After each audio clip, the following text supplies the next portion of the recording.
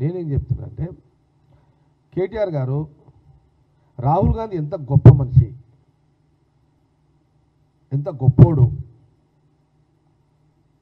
వాళ్ళ గుణగణాలు నీకు చాలా చాలా మీరు కూడా దయచేసి ఆల్ ఛానల్స్ మీకు ఇక్కడ లైవ్లు ఉంటే కూడా తీసుకోండి మీరు. ఇది కాంగ్రెస్ పార్టీకి రాహుల్ గాంధీకి ఇది ఒక మెసేజ్ తెలంగాణ ప్రజలకు తెలవాలి. నేను చెప్తున్నా నేను కుసం ఢిల్లీకి బయలుదేరినాం.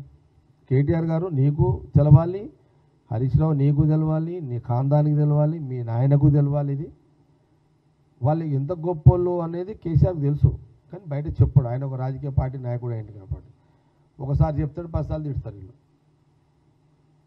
ఓకే, కానీ మరీ పదే చెప్తున్న కేటీఆర్ గారు ఈ వీడియోని నా మాటలని మీ మీడియా ద్వారా ముందు వినండి. సరే మీరు నేను చెప్పిన దాంట్లో మీరు వక్రీకరించుకొని తుకడలు చేసి నన్ను ఏదన్నా బ్లేమ్ చేసుకోండి, నాకేం ఫరక పడదు. కానీ నిజం అనేది తెలవాలి.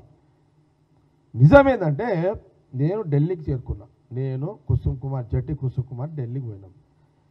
ఆఖరి జట్టి కుసుమ్ అంటున్నాడు, అది ఎందుకురా నాయన ఇదంతా నీకు హెడ్డేక్, ఇదంతా ఏమో చెప్తే నువ్వు అంటే నువ్వు అట్లా ఉండు ఎంబడి, అంతే నా దోస్తు నా ఎంబడి ఉండు అంతే. నువ్వు నా ఐడియాలజీ నా ఆలోచనకు రాకిగను, నువ్వు నా ఎంబడి ఉండు అంతే. నువ్వు ఎందుకు ఎంబడి ఉండు, నువ్వేమో కాంగ్రెస్లో గుర్తుపడతా, నన్ను ఎవడు గుర్తుపట్టాడట.